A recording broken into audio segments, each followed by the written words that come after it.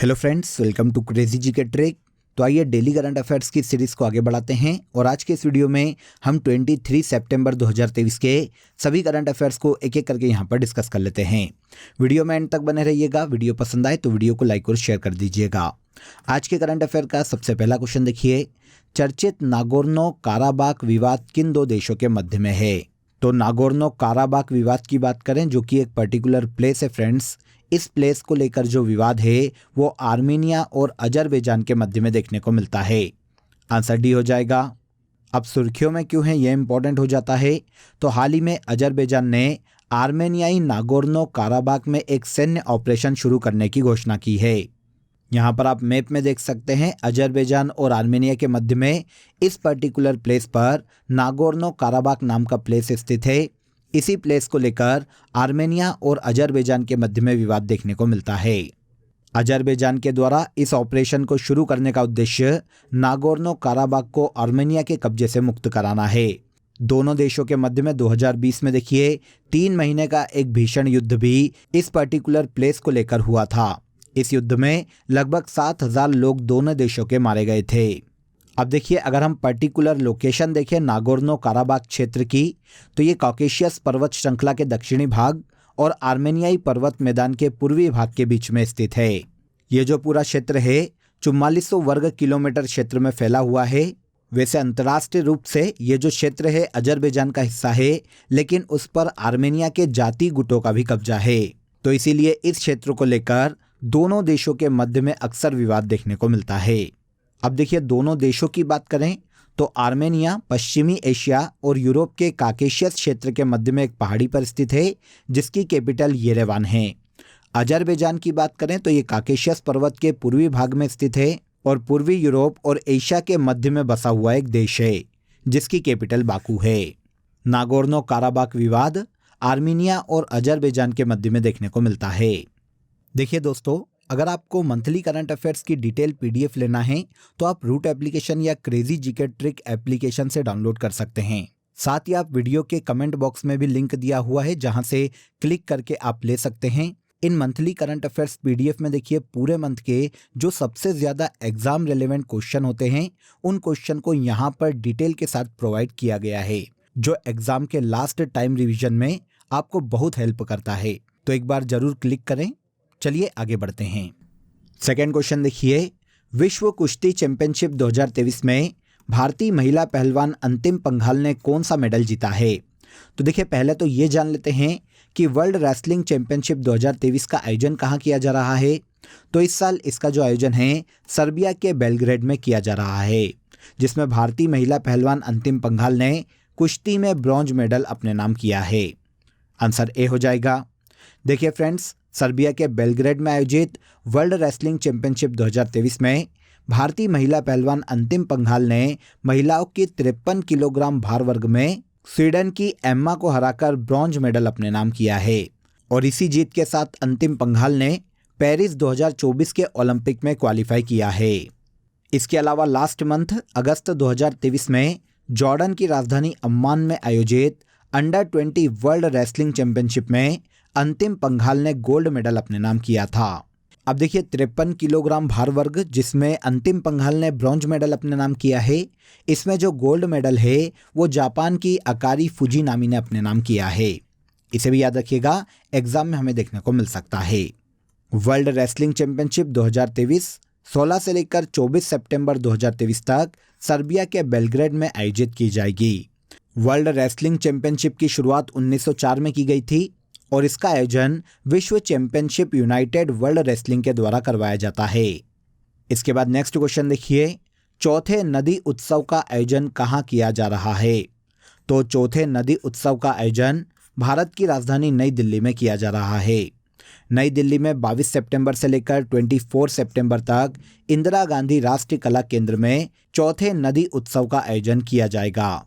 दिल्ली में यह जो चौथा नदी उत्सव है इसका विषय यमुना नदी पर केंद्रित है। यमुना नदी को किस प्रकार से साफ किया जाए और भारत की सांस्कृतिक क्षेत्र को बनाए रखा जाए, ये इस उत्सव को आयोजित किए जाने का मुख्य उद्देश्य है।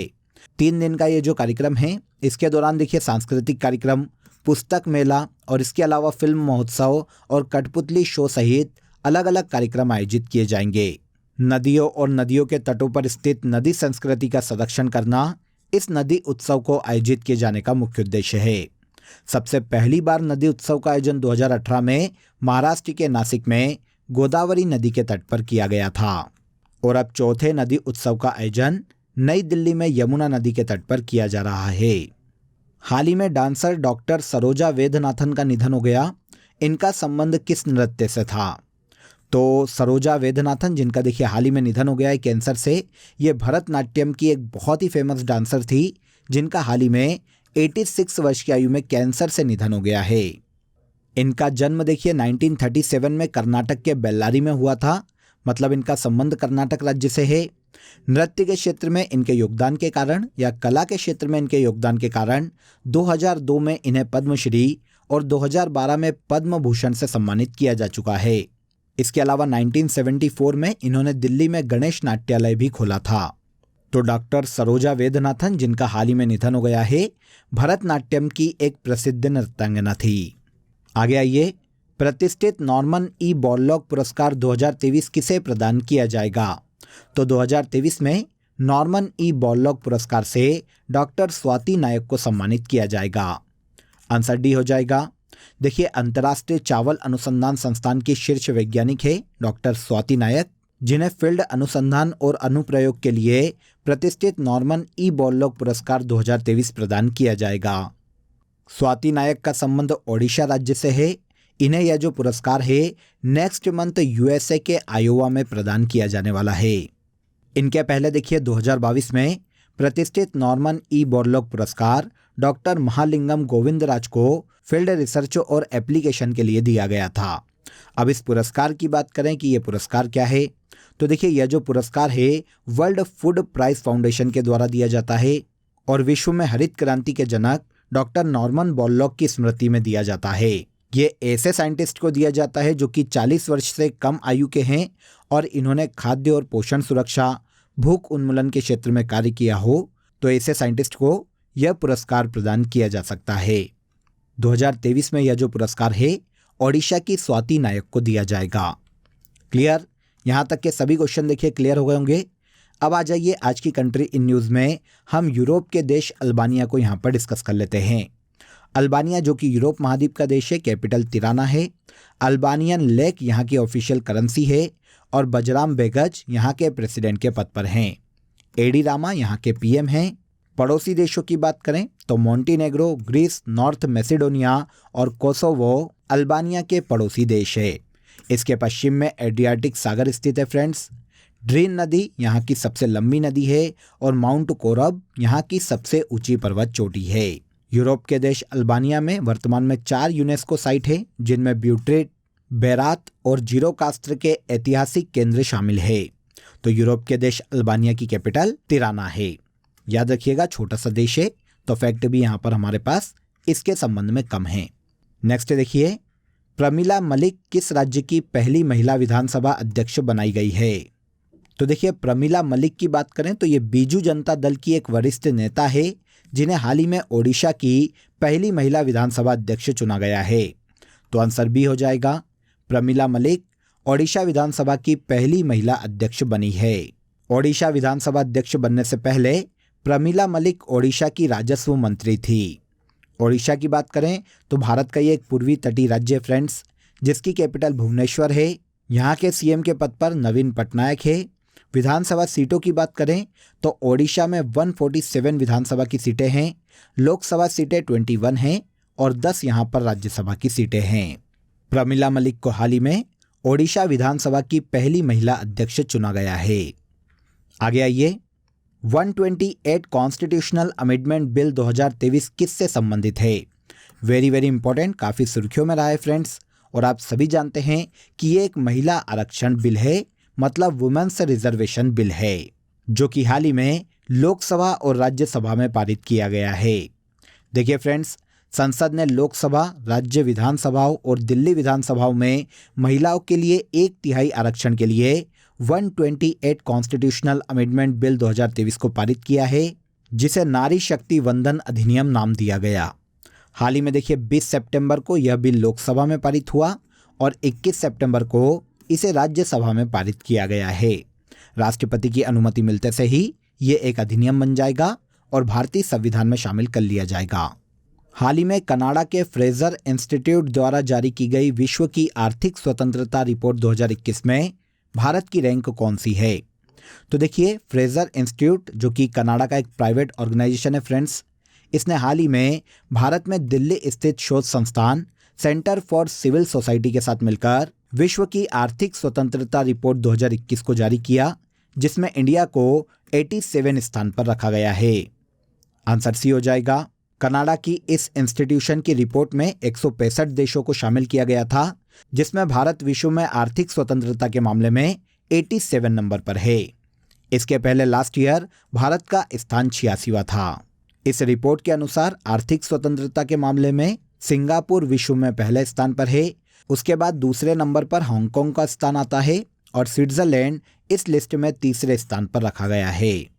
इस रिपोर्ट के अनुसार विश्व आर्थिक स्वतंत्रता सूचकांक में सबसे निचले पायदान पर दक्षिण अमेरिकी देश वेनेजुएला को रखा गया है। किसी भी देश में सरकार का आकार क्या है, विधि प्रणाली क्या है, संपत्ति का अधिकार किस प्रकार दिया जाता है, अंतर्राष्ट्रीय व्यापार की स्वतंत्रता कैसी है, इस आधार पर इस सूचकांक को हर साल जारी किया जाता है। जारीकर्ता कौन है? तो कनेडियाई थिंक टैंक फ्रेजर इंस्टीट्यूट के द्वारा हर साल इस रिपोर्ट को जारी किया जाता है।